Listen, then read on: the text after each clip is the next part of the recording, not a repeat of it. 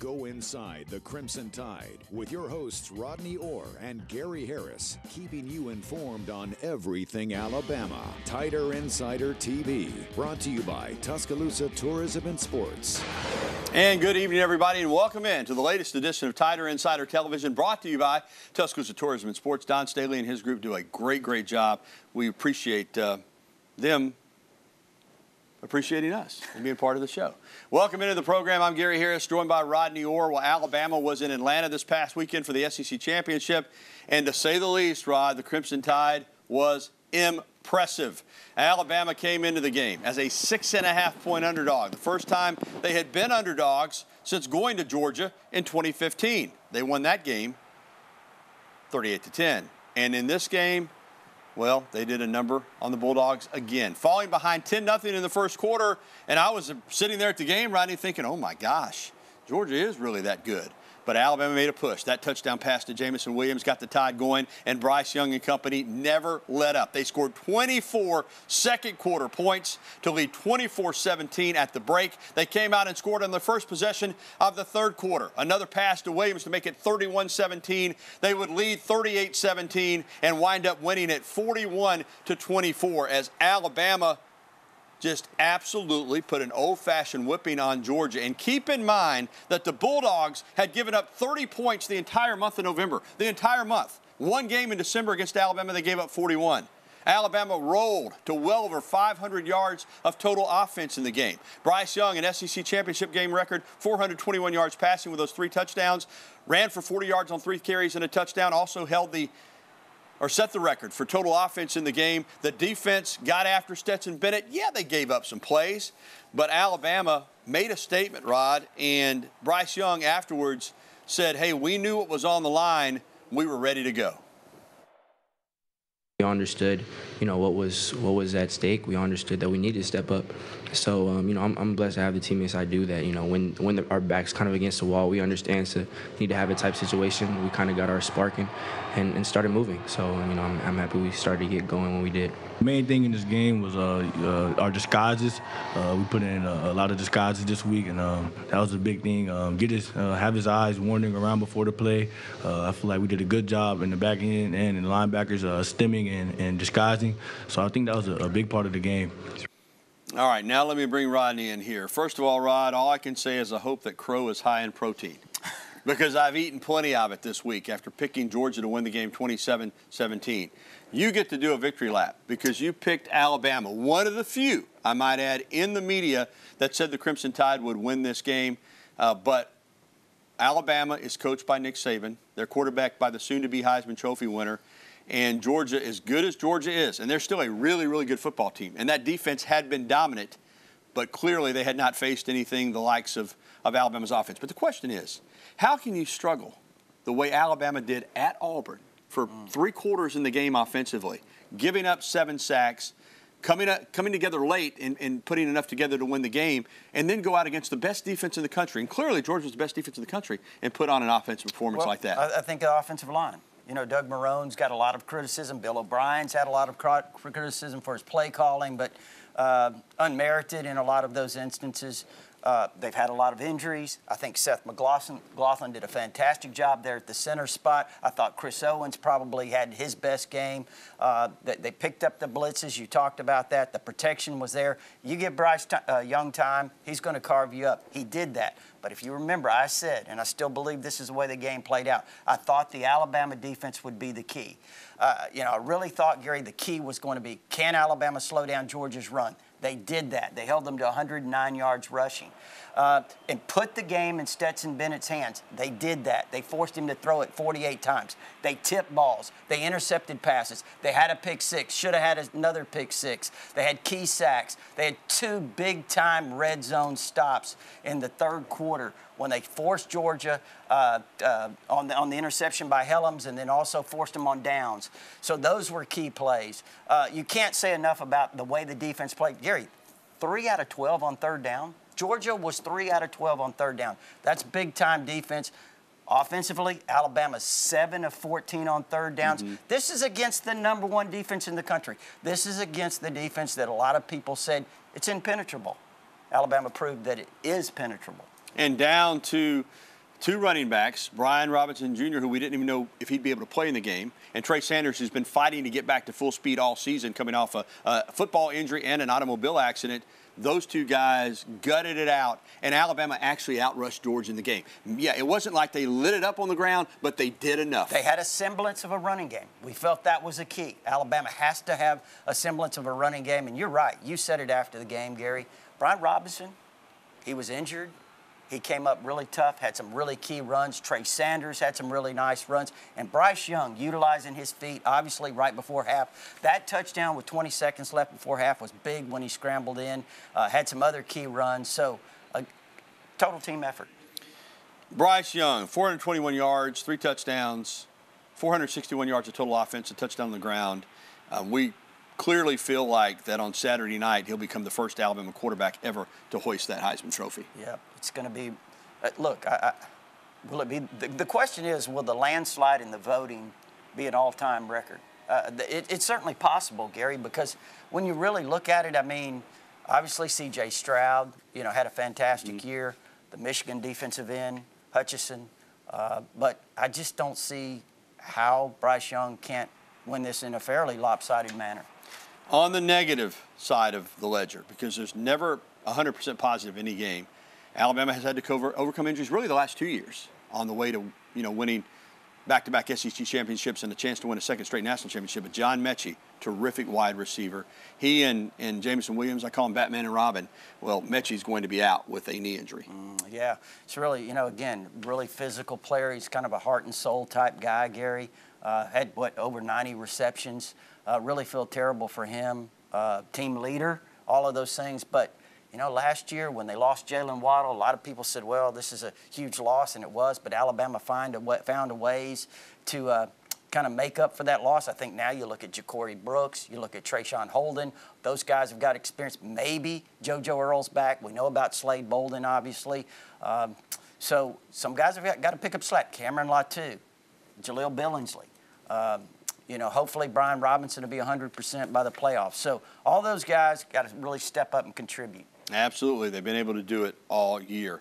And even though I picked Georgia, I did say last week, if Georgia looked up, midway late in the third quarter and we're behind, we would see them have to do something they haven't done all year. And they couldn't answer the challenge. And also, Alabama, I think, had a great preparation for this game, Rodney. I don't think Georgia, one of the few teams that Alabama ever faces, felt like they had to do anything different. I think that helped Alabama in their preparation. They just came out and did what they do. All right, it's now time for Coach Talk. With the win over Georgia in the SEC championship game, Alabama made the college football playoff again as the #1 seed. Well, they'll face off with the #4 seed Cincinnati Bearcats in the Cotton Bowl on New Year's Eve afternoon. Here's what Coach Saban had to say about that upcoming matchup. Yeah, well, we're really excited about having the opportunity to be in the college football playoff, and playing in the Cotton Bowl is something that we've experienced before, and it's been a first-class event in every way. And this will be a real challenge for us in every way, shape, and form. And we're happy to have the opportunity to play against one of the top teams in the country. All right, Rod, here you go. Alabama got to be an underdog and be the hunter for one game. Now they're back in their usual position, 13.5-point favorites against a hungry Cincinnati Bearcats team that's unbeaten, 13-0, representing the American Athletic Conference, but also representing all of the Group of 5 schools.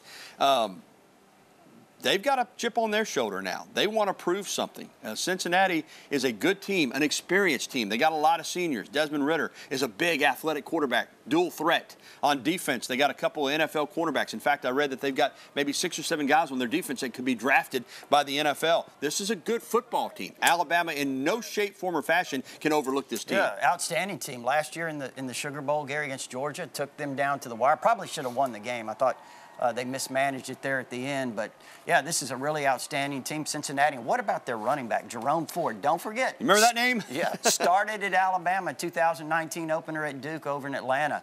He's really doing a fantastic job. He's had a big year. So, yeah, you're right, Gary. This is a really talented team. Like you said, they've got a chip on their shoulder. This is going to be a game that Alabama's going to have to be focused. Michigan, the 2 seed, and Georgia, the 3 seed, in the other semifinal at the Orange Bowl on New Year's Eve night. Well, still to come on Tider Insider Television, Alabama has has one player heading to New York as a Heisman finalist. We already told you who that is. But should the Tide have had two players going to NYC? We'll discuss. And Alabama basketball got a huge win. Speaking of upset wins, the Tide knocked off the Gonzaga Bulldogs in the battle in Seattle this past Saturday night. And also coming up, we'll be getting your phone calls, emails, and tweets. As always, the phone number 205-348-WVUA. That's 348-9882. You can email us at the address on your screen or tweet at us using the hashtag TITV. We'll be right back with the only show that takes you inside the Crimson Tide, the award-winning Tider Insider Television.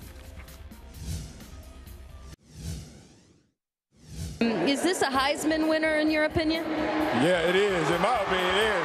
Mr. Heisman himself, baby. Did you see what he did tonight? All day, did you see what he did tonight? That's a Heisman. His teammates certainly have Bryce's back. Welcome back to TITV, sponsored by the Tuscaloosa Tourism and Sports. Alongside Rodney Orr, I'm Gary Harris. No surprise, Alabama QB Bryce Young will be in New York this Saturday night. He's one of the 4 finalists for the Heisman Trophy, along with Ohio State quarterback C.J. Stroud, Pitt quarterback Kenny Pickett, and Michigan's outstanding defensive lineman Aiden Hutchinson. Bryce Young is the odds-on favorite to win the trophy. He's thrown, as we told you earlier, for well over 4,000 yards, 43 touchdowns with just 4 interceptions. But he saved his best for last, as we said, with a great performance to get the win or get into overtime against Auburn, and then to get the win in 4 overtimes. He was absolutely magnificent for the Tide, and that carried right on over into the SEC championship game.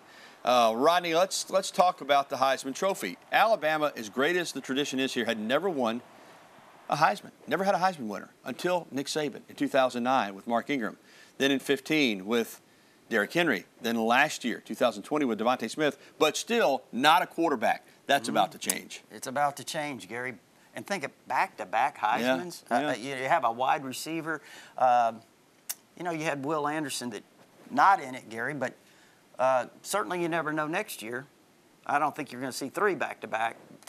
But I wish he was, going to New York this time, but it is what it is. And Bryce certainly deserves it all, Gary. Yeah. I mean, the way he kind of took over that Auburn game at the end, I think that really set up what happened in the championship game. Well, Alabama's been knocking on the door, for a quarterback. With Tua, he didn't win it.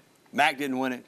But Bryce is going to win it. But it's just carrying on a tradition of great quarterback play here as of late at Alabama. You mentioned Will Anderson Jr., and you see the stats. Listen, he not only compares favorably to Aiden Hutchinson, who's a great player, by the way. I don't take anything away from Aiden Hutchinson. He can get after you. But Will Anderson Jr.'s numbers are superior. I think that's the pushback from Bama fans is like, we understand that Hutchinson's not going to win it. Will Anderson is not going to win it. But I think there are a lot of Bama fans that feel like if you're going to put a defensive player there and leave out a guy with the stats that Anderson Jr. has, that's kind of hard to swallow for some of these Alabama What's fans. it been, a dozen years since a player's had over 30 tackles for losses? I mean, yeah, he's had an amazing year. But you know what? He's going to win. He won the Nagurski. He's won.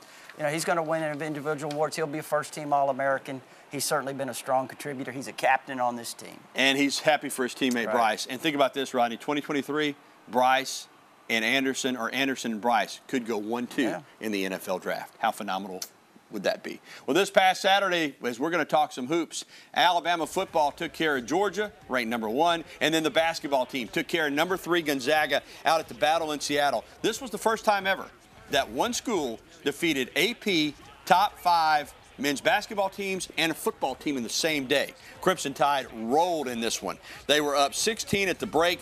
Shackelford had a career-high 28 points, tying his career-high 6 3-pointers. He had 9 rebounds. He's the SEC Player of the Week. J.D. Davison really starting to find his groove, Rodney. He's such a freakish athlete. I mean, unbelievable athletic ability. He had 20 points. He's the SEC Freshman of the Year. It's Alabama basketball's first road win over a top 5 team since 2004 when Mississippi State was ranked 4th and the Tide beat them over in Starkville. Let's talk a little basketball.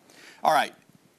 We've seen what Nick Saban's done with his football program. Basketball's a little bit different. There's been a lot of success here, but not the tradition of football. But it's one thing to have a great team. We've talked about this in football. Same thing in basketball. Alabama had a great team last year. Won the SEC regular season, SEC tournament championship, number 2 seed in the NCAA tournament, went to the Sweet 16, lost in the round of 16 in overtime to UCLA.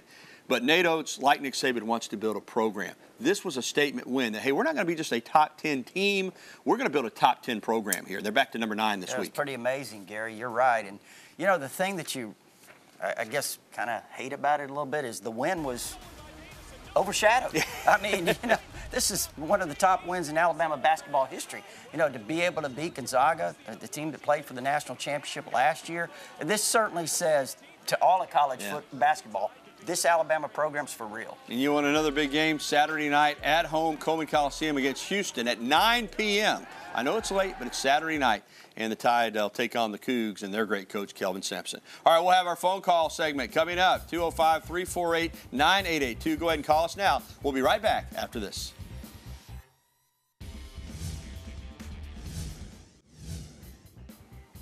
Recruiting update, four-star athlete Isaiah Bond is scheduled to announce his commitment later this evening, right after the show. In fact, 7 o'clock Central Time. Alabama, one of the finalists. He'll choose between the Crimson Tide, Georgia, and Florida. He is a one-time Florida commit. 5'10", 175 out of that powerhouse Buford, Georgia program, but he is fast. 10.48 seconds in the 100-meter dash. If he lands at Alabama, he's expected to start out at wide receiver, but he's versatile enough to line up at several different spots. Some recruiting services rate him as the top athlete in the entire 2022 class. Rodney, do you like Alabama's chances here in about 8 or 9 minutes? I really do, Gary. Listen, speed, more speed. This is the direction, obviously, Alabama's been going with their wide receivers. And, look, he's really versatile. I mean, he can return kicks. He can play in the secondary, could be an outstanding corner, but he'll start out as a receiver. Yeah, speed kills. We've seen it this year with Jamison Williams. Even if you have the right defense, sometimes you got the guy double team, he still runs past you. All right, let's get phone call Rick over in Regent Forest. Hey, Rick. Hey, fellas, how y'all doing? Doing great. Taking my Henry and Jamison are getting their wish coming through that transfer portal. They're going to have the chance to play for the Natty. I don't think I've been as proud as I was of Alabama this past weekend, the way they just completely shut down Georgia. And also comment about J.D. Davidson. There was an athlete that played at Louisville back in about Darrell the 70s. Darrell Griffin, absolutely.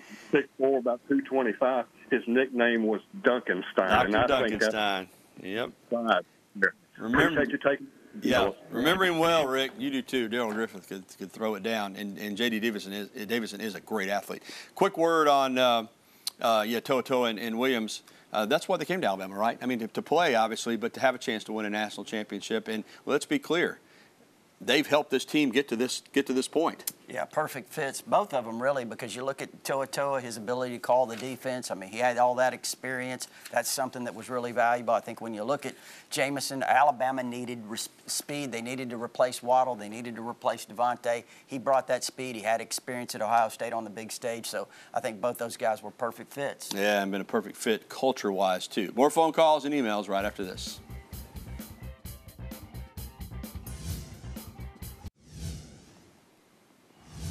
All right, time flies when you're having fun, so let's get right back to the phone lines because we're getting short on time. BT is with us in Tuscaloosa. Hey, BT. Hey, Gary, Ronnie, how are y'all doing? Doing great, pal. I want to ask a question on John Mitchell, what's his update, or if they're going to have to play another player, or I didn't know what the status was. All right, BT, well, we'll tell you. Coach Saban has said that he's got a significant knee injury. There have been reports that it is an ACL. Nothing has been sent out by the university yet in regards to surgery, but the expectation is, BT, that he will be out for the semifinal game and the championship game if Alabama makes it. So, yes, other guys like Ja'Cory Brooks, JoJo Earle, if he can come back. Trayshawn Holden. They're going to have to step up. Who knows? I mean, this is an opportunity, Gary, for a lot of these guys. Javon Baker's still in the wings. Yeah. Ajay Hall, if he'll step up and do what he has to do, he could be a guy that could be a big contributor. But so the slack is going to have to be picked up. We've covered a lot of guys that are going to have to do that. Yeah. So it'll be interesting. Yeah. All right, let's get to an email. And this is on JoJo Earle. It is from Haleyville. Do you think that JoJo Earle will return for the playoffs? Rodney, we think there's an excellent chance. Nick Saban has indicated that number 10 could be back and play in this next game. Well, he's had some time off. Obviously was injured in the New Mexico State game. Gary, you've still got almost a month to go. Obviously, we'll see when the practices get started, the guys that have been injured, what their status is, and hopefully JoJo will be there. All right, we're going to try to get to one more email. Is that right? All right, let's get one more email. Laurie and Hoover, has Gary learned his lesson? You know what? I don't pick against Alabama very often. Nobody does because you expect them to win almost all the time. You know what? I try to be as objective as I can. I thought Georgia would win the game. I'm glad they didn't. I said that last week. The last time I picked against Alabama was in 2015 against Georgia. So all I'll say is if I pick against Alabama, it's probably a good thing because I'm 0 for my last 2. But, no, it was a great game by Alabama, and we'll see if I've learned my lesson. I'm sure there'll come another time somewhere along the line that I might think Alabama won't win, so we'll see what I'll do. All right, thanks for the phone calls and the emails. Still to come, Mac Jones and the Patriots were in Buffalo for a matchup with the Bills last night. One of the most interesting games we've ever seen. We'll have it for you next. All right, that's what it looked like last night in Orchard Park, New York. The Bills hosting the Patriots AFC East showdown. The weather was brutal. Gust up to 50 miles per hour. And Mac Jones, take a look at this because that's one of 3 passes that he threw in the game. The former Alabama quarterback threw 3 passes. Bill Belichick and Josh McDaniels said, you know what, we're not going to turn it over. They did on a special teams play. But offensively, they didn't turn it over. They ran the football. Damian Harris had over 100 yards, including a 64-yard touchdown run. And, Rodney, they won the game over the Bills, 14-10. Belichick, like Saban, they're college football and NFL football geniuses. And Mac's a good guy. He understood. The bottom line is winning the game, but you don't expect to see a quarterback only throw 3 passes. You really don't. I mean, how amazing is that? What's that? 1972? Is that right? It goes way, way back. Wow. It's a long time since we've seen that. It's 30 years since a team threw that few passes and won the game. But the Patriots did it last night. All right, before we close it out, a couple of notes. E.J. Jr. will be inducted into the National Football Foundation College Football Hall of Fame tonight, the former great Alabama defensive end, outside linebacker, however you want to call it that. And, Rodney, 4 former Bama players have been nominated by their teams for the Walter Payton NFL Man of the Year. How about that? Bradley Bozeman, Derrick Henry, Quinnen Williams, and Jonathan Allen. That is something special. All right, that's going to do it. Thanks for tuning in to TITV, presented by Tuscaloosa Tourism and Sports. Don't forget, a replay comes up tonight at 10:30, or you can catch it anytime at WVUA23.com. For Rodney Orr, I'm Gary Harris. We'll be back again next Tuesday night. Thanks for watching. We'll leave you with scenes from the SEC Championship game ceremony this past Saturday at Mercedes-Benz Stadium in Atlanta.